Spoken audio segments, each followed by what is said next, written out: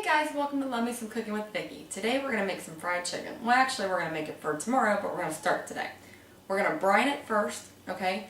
And then we're going to fry the juiciest, most succulent chicken you've ever had. And I'm telling you, it took me years to perfect this recipe because I tried to mimic my husband's mama, and it took me a long time, but I finally got it. So thanks to Miss Joyce for my fried chicken. So what we're going to start out with is I have 5 drumsticks in here. Don't go with the boneless, skinless crap. And if you're going to go for fried chicken, go big or go home. So I've got 5 drumsticks in here and 4 chicken thighs. Right, so we're going to start off with putting some hot sauce, some sriracha, whatever kind you guys got. And don't, look, I know that might be scary. We're going to brine this, so it's just going to soak in. It won't be hot for your kids. You know, I don't want to wipe behind you, so we're going to be good. Alright, so now I'm going to get 3 cups of water. And to it, well, first off, let's add, I've got about 5 garlic cloves here. I'm just going to throw them in here. This is going to brine overnight. We're going to fry this bad boy tomorrow, okay? So right now we're going to add about 3 cups of just water, straight from the tap.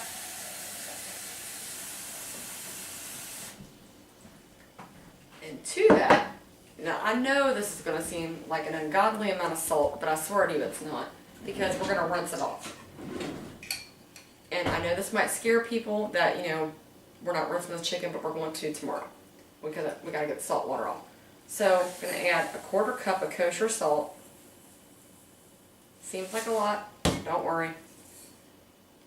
And then we're just going to whisk this together until we can tell that basically it's blended. And this will trick you out because you think that it's blended and then you go to pour it over this and then you see that you got a bunch of salt at the bottom. It's a pain in the butt, but really how much more simpler can you do? I think it's dissolved. We'll have to add more water probably if it's not. But now slowly, so that you don't splatter all over your kitchen, you're just going to pour this water, this salt water mixture, over your chicken. What brining does is it literally makes the chicken about 30% juicier and plumper than had you just gotten it out of the fridge regular and then fried it. If you took the same chicken, oh look, it did do it, yeah. If you took the same chicken drumstick off the same blessed bird, okay, cut one leg off, cut the other one off, brine the one and didn't brine the other, this one that you brined would be about 30% juicier and bigger and more flavorful than the one that you didn't, off the same blessed bird. So try this. So all we're going to do is don't overflow it, you know, and make sure that your kids know this is in the fridge so they don't go busting in there after school or something. But we're just going to put plastic wrap over it and put it in the fridge. Okay guys, so it's day 2. We're ready to fry some chicken. It's going to be ready in about an hour. So I have gotten all of my chicken out, except for one piece because I'm going to show you how to do it. And I've rinsed it off and I'm letting it dry on a paper towel. And I'm going to pat it dry with another one. But just to show you, I'm taking it out of the brine, which, like I said, that just plumps it up and makes it juicy. But you want to get it right over your sink and a slow stream of cold water. And you want to rinse it off. The reason I say slow is because of the fact that you don't want to contaminate your kitchen area. So you don't always have to rinse off chicken, contrary to my mother's belief, because the risk of contaminating your kitchen area is greater than the risk of salmonella. Use a slow stream of water and then rinse it off twice. And what I mean by that is when you rinse it off, kind of shake it in your sink and then bring it back under it again. You're not going to have to use salt and pepper on this. We will use pepper, but not too much salt on the chicken. Maybe in the dredge, but not on the chicken. So we're just going to lay it there, and then we're going to... Okay guys, now we're going to get started with the dredge. There's about 9 to 10 ingredients, you know, somewhere on there, but it's worth it. It'll taste like your mom or grandma's. So we're going to start off with a double-lined paper bag. Okay, so, you know, first mistake is using too much flour. So this is how we're going to fix that. 2 cups, that's it. What, we've got probably 8 to 9 pieces of chicken here, but 2 cups. So we're going to start off with 1 cup of all-purpose flour.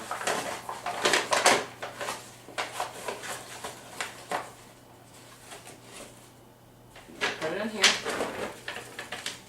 And you want to double line it because you're going to shake it and sometimes it can get wet and seep out the bottom. And the other trick here is this Drake's flour. very fine, and they use it in a lot of fish fries and whatnot. For mixing it with flour, it just kind of gives it a little, I don't know, crispier texture. So we're going to use about a cup of that. Alright, now, kind of fold the top, shake it a little bit.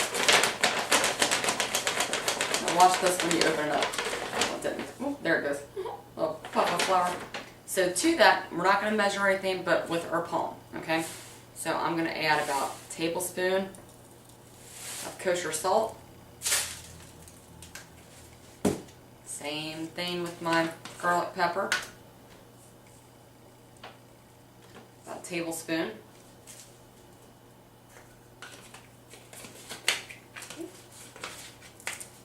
Now we're going to add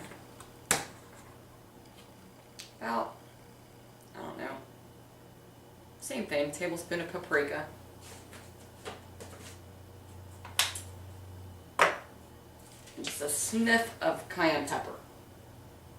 About 3 shakes. You don't want to overdo that. A tablespoon of garlic powder.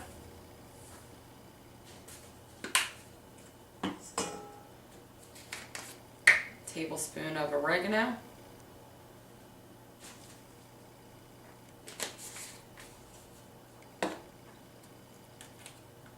And about a teaspoon of ground thyme.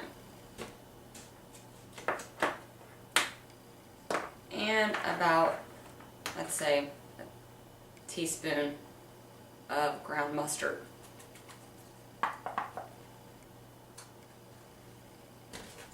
And last but not least is onion powder. And I bought this from the Amish, so it kind of gets a little clumpy, but I ain't gonna worry about putting down the Amish on the internet. Ain't gonna see it. But I'm going to put about a tablespoon of onion powder. Alright. So,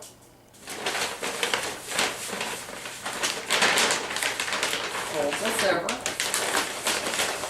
and shake it.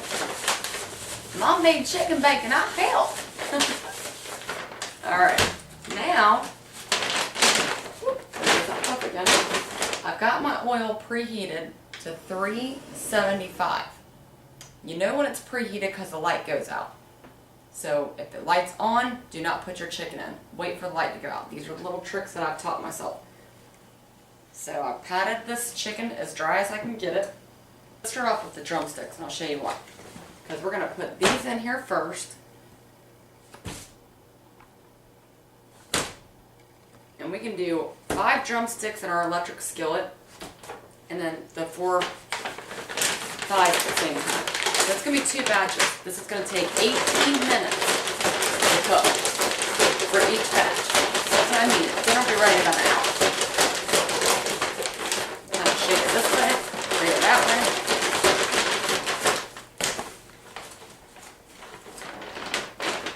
The good thing is while you're waiting for this light to come off, the chicken is sitting in this flour. It's kind of absorbing the flour. So that's really good. Now my light's off. So this batch won't be able to sit as much, but the next one will. So here's the trick. The trick is that we're going to put this chicken in skin side down, okay, for 7 minutes. You're going to put the lid on, don't touch it, set your timer, 7 minutes, walk away. After 7 minutes, I'm going to take the lid off slowly, scoot it around, not flip it, just scoot it so it doesn't give any hot spots for 2 more minutes.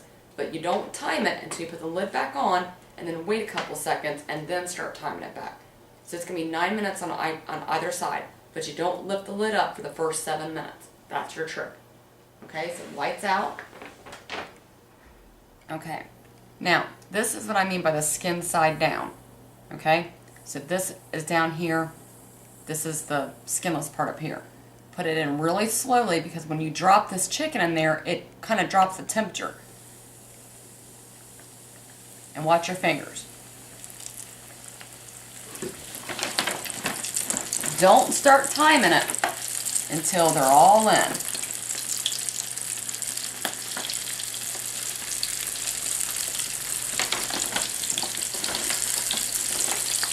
See, this is a good one. You can see where the skin stops right there. That side goes down. The more chicken you put in there, the more it's going to bubble, so really watch your fingers.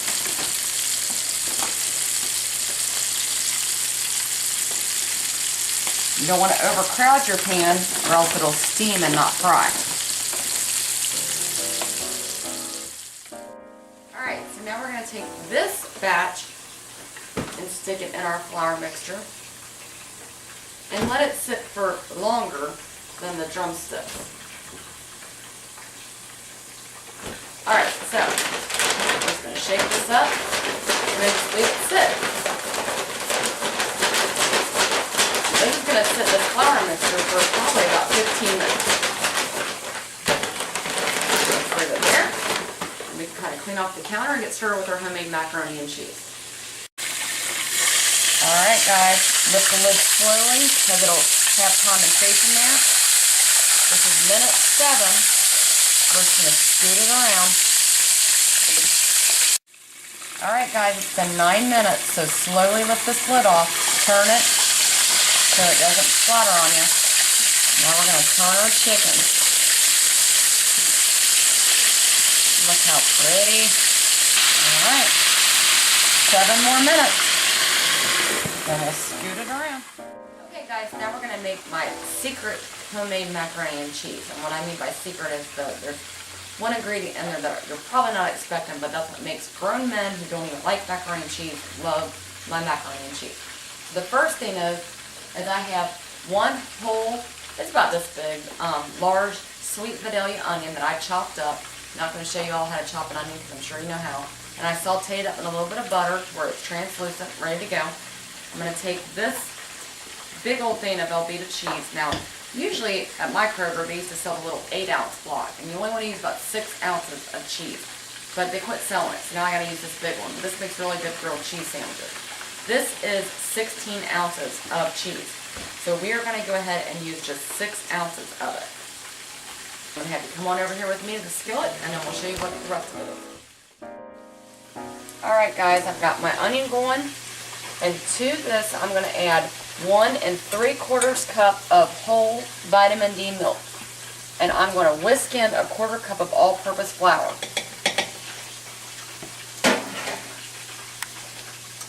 I've cooked 1½ cups of macaroni, just what was al dente, meaning to the tooth, so it's got a little bit of a bite. And I'm now draining that off. Do not rinse your macaroni. Never rinse your pasta. Don't rinse your spaghetti. Don't rinse your macaroni, because you want the sauce to stick, and it won't. It'll become slippery if you rinse it off. So you just got to make sure that you whisk this very well.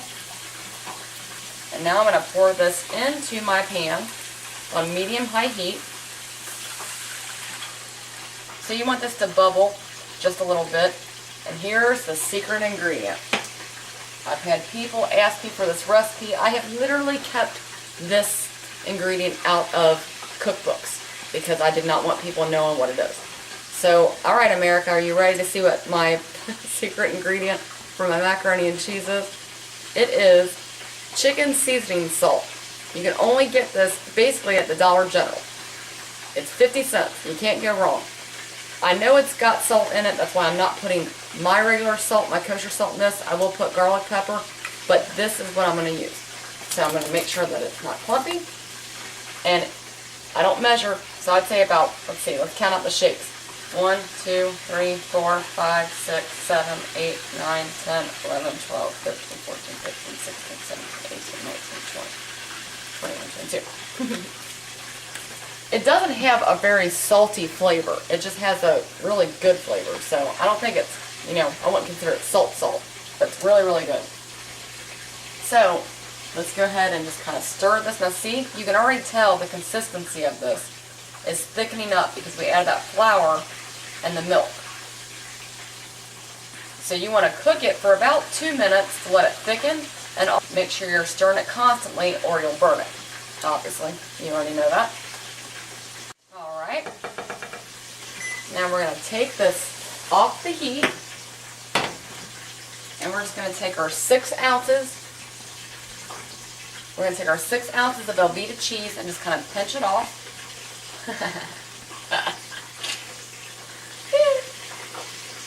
and just let it melt into our roux. That's what this is. Milk and fat. So butter, the roux, and you kind of melt it down. So just let it sit and it'll melt, and then we'll add it. But we got to get back to our chicken or it'll burn. Alright guys, this is minute 7. We're going to scoot it around. Look at that. Beautiful.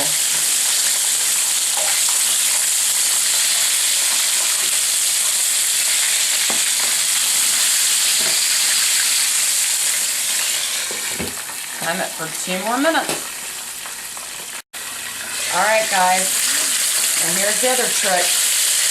You're going to flip it back on its first side for 2 more minutes.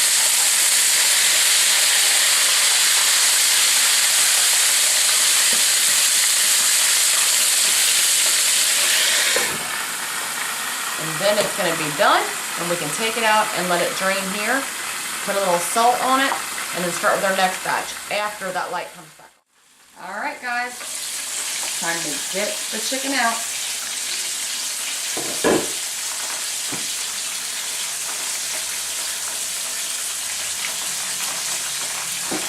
It's perfect. No need to go into the oven to finish cooking. We did it.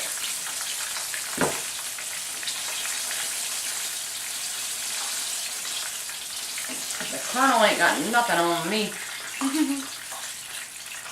Now, put this lid back on so that that temperature comes back up. And then just take a little bit of salt, put a little on your hand. You don't want to over salt it.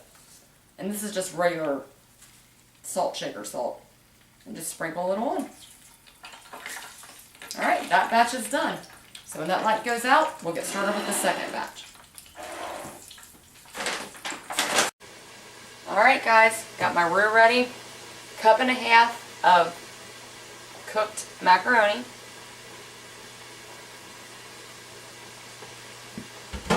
I've greased a 1.5 quart casserole dish, and I'm just going to fold the macaroni into our cheesy sauce.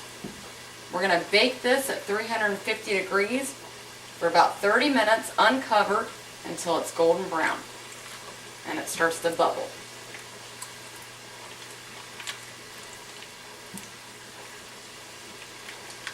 This is really, really, really good to take to an office get-together or a church potluck. It's always a crowd pleaser.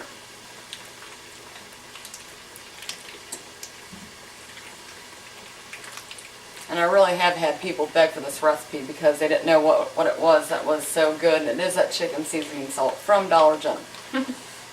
Alright, so I've greased this dish.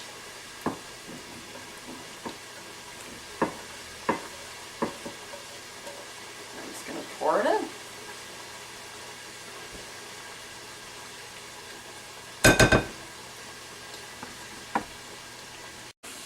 Alright guys, 30 minutes in a 350 degree oven. Alright guys, dinner is ready. So we've got our chicken. It took 40 minutes, 2 batches, 20 minutes for each one. Our macaroni and cheese, 30 minutes. And then I made some corn on the cob. I just shucked it, stuck it in some hot boiling water with a little bit of salt and a little bit of sugar for about 12 minutes. And it's good to go. So I'm telling you, you can make this meal on a weeknight. Just brine it the night before. If you don't have enough time to give it the overnight brine, that's okay. Go ahead and give it at least 30 minutes to an hour and you're good to go. But the longer the better. But I'm telling you, even with this chicken, or I'm sorry, with the macaroni and cheese, with that chicken seasoning salt from Dollar General, now you can because there's no excuse. I'll see you guys next time. Bye-bye.